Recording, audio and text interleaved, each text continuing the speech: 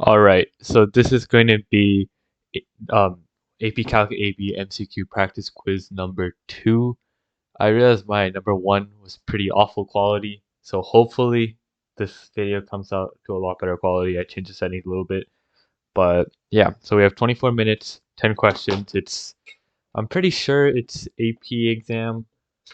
um, AP exam timing. So let's see how we do with that. So let's get started. Um, 3, 2, 1. Okay, 24 minutes. All right. Number 1.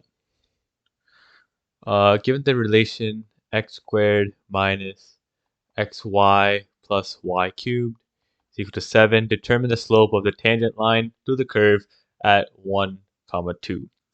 So assuming this is y is a function of x, right? Y is equal to a function of x, right? So then the slope is going to be the derivative, and derivative is also known as dy dx, right? So now we're given this equation right here, and already I see x's and y's put together, so that gives you a clue to do implicit differentiation. So what we're going to do is we're going to take the derivative of all of that with respect to x. So all of it, the left side and the right hand side, right? So x squared, the derivative of x squared with respect to x is just going to be 2x.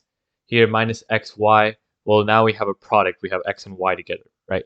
So we're going to multiply uh, the first term multiplied by the second term's derivative. So I'm just going to put this in parentheses. So it's u, which is our x, times v prime, which is going to be, that's just going to be dy dx. It's like what's the derivative of x of y, right? So the derivative of y with respect to x is dy dx, right? And then that's our u v prime plus u prime v. I did this backwards essentially, but now we take the derivative of the first term, which is 1, right, times y. So that's our think product rule right there. And then we're going to add the derivative is here is 3y squared. But the thing is, it's in terms of y. So what's the derivative of y with respect to x? It's just dy dx. And on the right hand side, we have a constant derivative. Constants are always 0. So now let's pretty this up. So we have 2x minus x dy dx minus y plus 3y squared dy dx is equal to 0. Okay, so then now we factor out dy dx. Or actually, what we want to do is we want to solve for dy dx, right? We want to figure out the slope. So we isolate, what is it?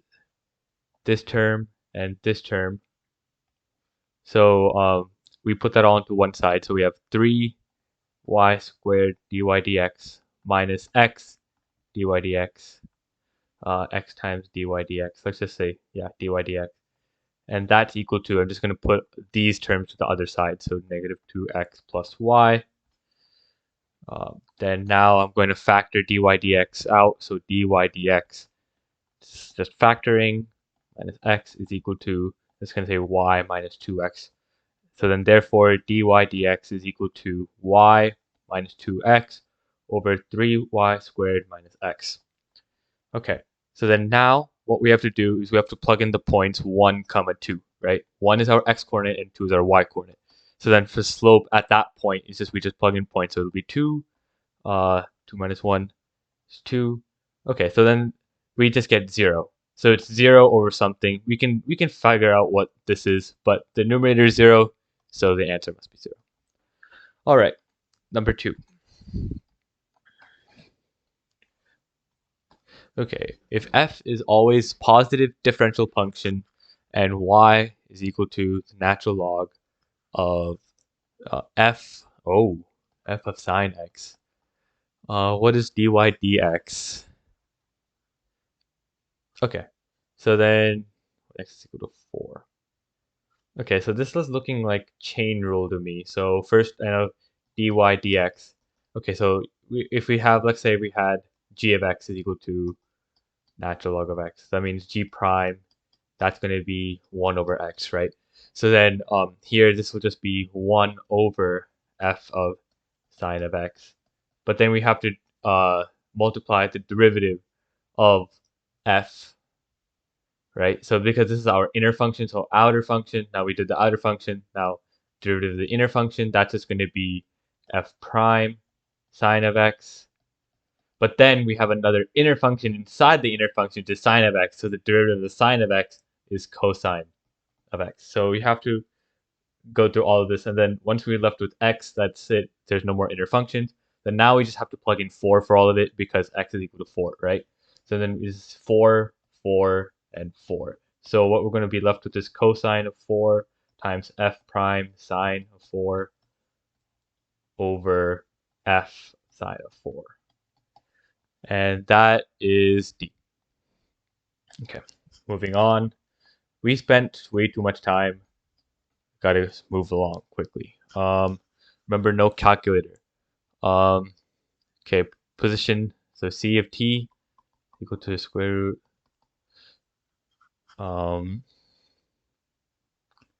Okay, so that's a position. At what time? At root is the average velocity equal to the instantaneous velocity. So average velocity equal to instantaneous velocity. Okay, instantaneous velocity, that's just the derivative of this, right? So say v of t is equal to c prime of t, right? And that's going to be 1 over 2 root t plus 2. And then chain rules, that just gives you multiply by 1, right? You take that. Chain rule. Okay, so I'm assuming what time? You know what? I'm going to come back to this later. Yeah, it's a good idea to like skip around and do the easier question first. So here's 4. Okay, let g be the function defined as this. So g of x is equal to 5 plus 3x minus x cubed. What is the minimum value? Okay, you got to be careful here because minimum value, if they say min value, that refers to a y coordinate. So you got to be very careful.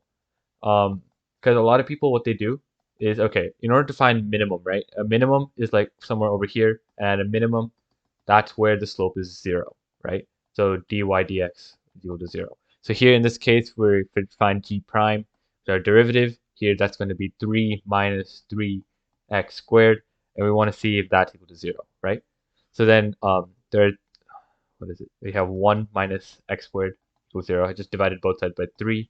We have x plus 1, and then we have x minus 1, right? So then there's both x equals plus 1, negative 1, and x equals 1. So that's when the derivative is equal to 0, right? But then now we have to check when it's positive or negative, right? So this is g prime of theta. And then let's put this is negative 1, and this is 1, right? So let's just say before negative 1. So let's just say we had negative 2, right? If you put in negative 2 into there, we get a negative slope. So just put some random number. So like negative 2, that's going to be 4. Then 3 minus 12, right? 3 times 4 is 12. 3 minus 12 is negative 9. So you're going to have a negative slope. And then let's say from negative 1 to 1, let's say a number we put in, we're going to have a positive slope. And then from 1 on, we're going to have a negative slope, right? So now a minimum is when the slope goes from it goes from negative to positive. So we need to find the change in the derivative as it goes from negative to positive. And that only occurs at negative 1. At 1, you have a maximum because it goes from a positive slope to a negative slope. So don't fall for this 1. This is a trap answer right here. So what we're looking at is x equals negative 1. Then now we need to plug this back in. So g of negative 1. So that's going to be 5 plus 3, negative 1 minus negative 1 cubed. It's going to be 5 minus 3 minus negative 1. So that's just going to be 3. So the big trick here is to figure out which is actually the minimum. It's not just where everywhere the slope is 0 is the minimum. Sometimes it could be a maximum as well. Sometimes it could even be a point of inflection. But let's continue. The rate at which hot chocolate is served from a large thermal container is modeled by H. So H is the rate. So you got to be careful. So H, this is in cups per minute. Cups per minute. So then now it's like, what is H of what is H prime of 25, right? So then I just think of derivatives, for example, you're just dividing by time. This is like dH dt, right? So H is in terms of time, and then the derivative with respect to time should be in cups per minute. So you're dividing by, so that you see the change in cups per minute over minutes. That's what dH/dt or H prime represents. So it's cups per minute squared. Um, so then right there it should be D, because everything else is cups per minute, cups per minute. This is the amount of cups. That's the other way around. So derivative, you're taking cups per minute and you're changing it by the amount of minutes. So that's why it's D. Number 6. Uh, okay, the graph y is equal to f of x is shown above. What is the limit as x approaches 2 from the left-hand side of f of x? Uh, hmm. Okay. Well, if you look at the graph right here, as x is equal to 2, it looks like it approaches 3 from the left-hand side. If it was just that there's not that negative there, if there was no negative, uh, if it was just this, then it would not exist, because the left-hand side limit and the right-hand side limit approach two different things, and limits from both sides have to approach the same y value. But just from the left-hand side, it looks like it's approaching 3. So I think the answer is 3. 7. Okay, cool. Think I remember this question from last year, but I think this is pretty cool. Okay, so what is the limit as x approaches? Okay, there's multiple ways to go about this. Cosine 3 over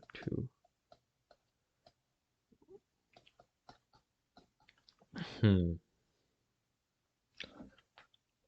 Okay. I'm going to go with the safest route. Oh, sorry, this is 3 pi over 2 over here.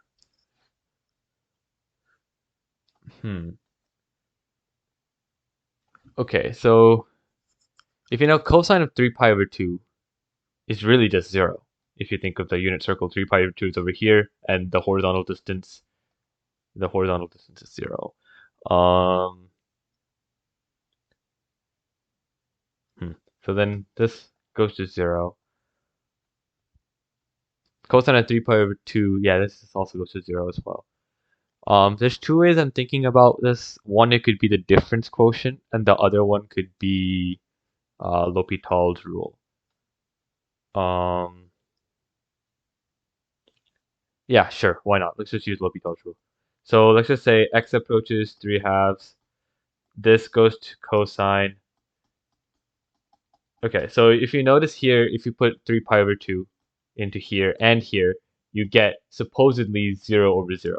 But 0 over 0 is not really, you can't have a limit that goes over there. But luckily, we can use L'Hopital's rule. I'm just going to say L'Hopital.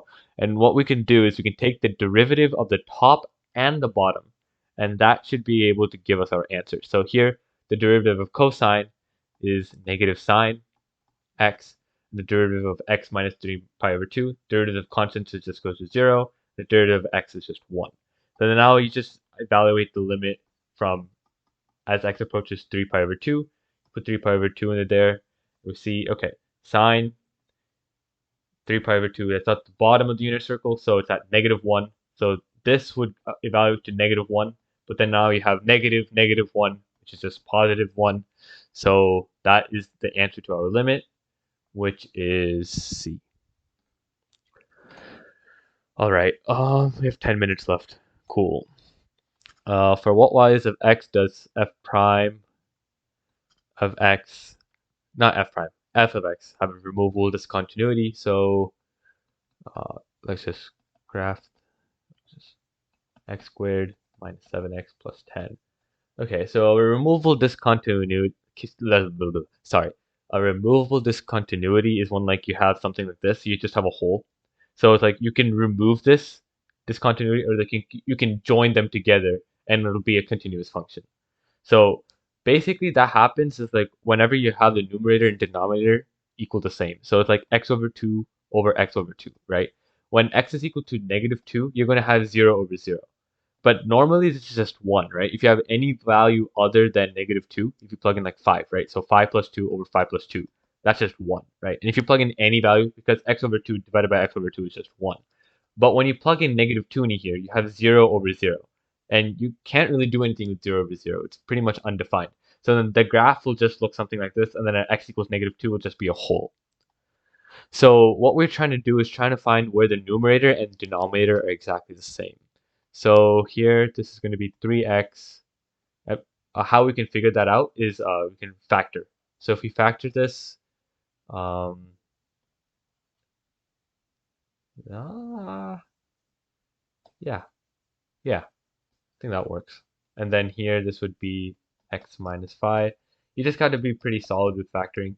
Okay, so right over here, yeah, I think that's how you factor it. You see x equals 2. Um, what is it? When you plug in 2 in here and plug in 2 in here, right? The top will become 0 and the bottom will become 0. So it'll behave like this function right here. This function will behave like this function, except at 2 when x equals 2, because you have that 0 over 0. So the answer is just 2. Because all of this, it's like if you have -1/3, um, the top is 0, but the bottom is not, and that causes like these what is it, asymptotes. And 5, similarly with 5, only the bottom is 0, not the top. So I think it's just 2. Okay, moving along. Number 9. Okay, the graph y is equal to a function of x is shown above, which statement describes the interval 2.5 to 4. Okay. Before looking at the answer choices, I just want to do this, right? So this point right here, according to Mr. Henning, it's a kinky point. And basically, it doesn't really have a derivative because at one point at the instant it goes this way and one point it goes this way. It has multiple slopes. A function does not have like a differentiable function doesn't have multiple slopes. It just has one slope. So right here it only has a one slope right there. But it is continuous because you see you can draw it with a pencil. That's how you know it's continuous without like picking up a pencil. So this is not continuous. But something like this is continuous, right? So it also depends on the interval is right interval as well. So here we go from 2.5 to 4. So the interval is continuous, but at that kinky point right there at 3, that is between 2.5 and 4, it's not differentiable. So I'm going to say the function is continuous, but not differentiable. So that's going to be B. And then number 10. Okay. The function h is continuous and decreasing where x is greater than 0. Okay.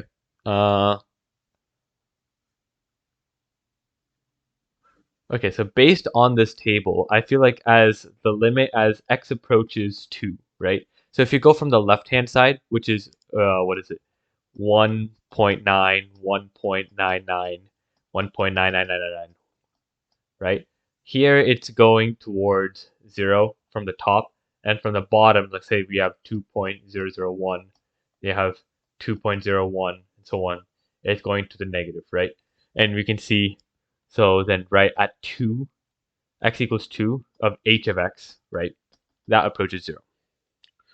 So now, basically, now we can, to solve this problem right here, say the limit as x approaches 2 of 3 cosine h of x.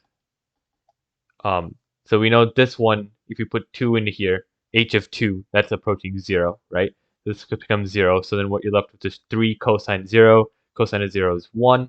Then we're left with 3. The answer is D. Okay. We left 3 blanks. Let's come back to it. 3. Okay, position of a toy car given c of t. Okay, I'm assuming average velocity is like starting from t of 2, so it's like in between that interval, because when you have a rock, or average rate of change, right, that's going to be from c of t minus c of 2, because that's the initial. So final time minus the initial time. So like, average velocity, right? What is it? Average velocity is the change in position over the change in time. If you've taken physics, yeah, you probably know what it is, right? But it's the final position minus the initial position over the final time minus the initial time, right? So the initial occurs on this interval at 2. So basically, we're going to go from c of 2 to c of t, right? So that's the change. This is the change in position, and then this is the change in time. Okay.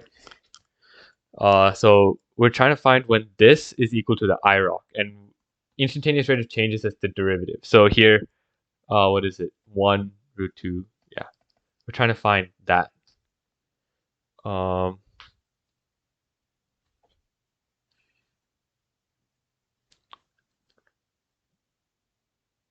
hmm.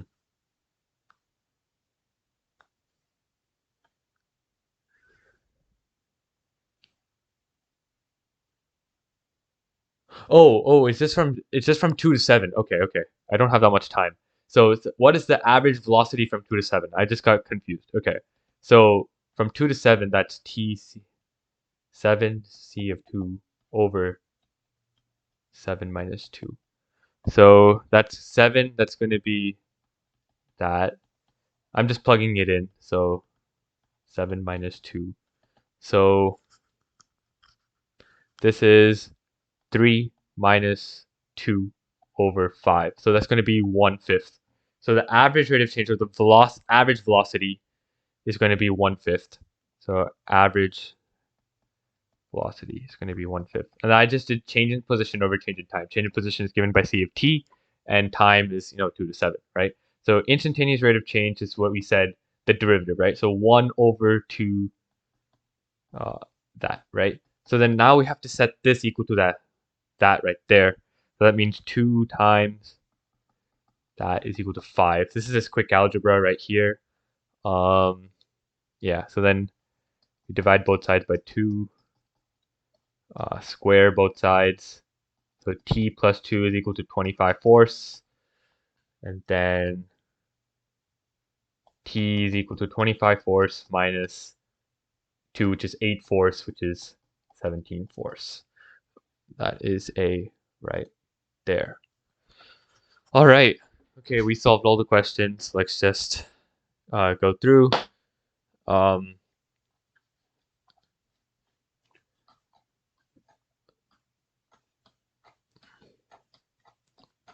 oh, my work just got it just got bigger and bigger.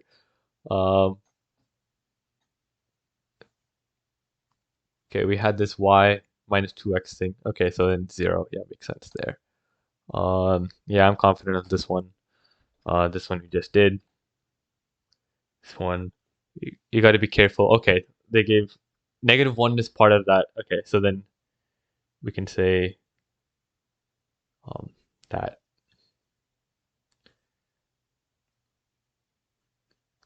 Yeah. Um,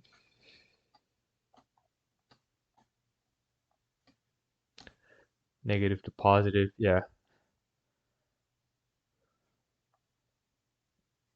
5 minus 3. Yeah, that seems right.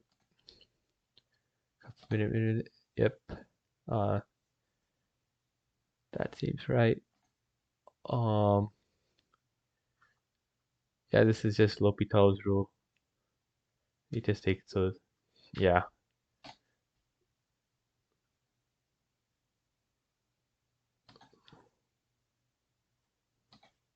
Differentiable. Yeah. Okay. Let's see how we did. Okay, nice. All right, so that was practice quiz number 2. Hopefully you'll see me for practice quiz number 3. Until next time, I'll see you later. Thank you.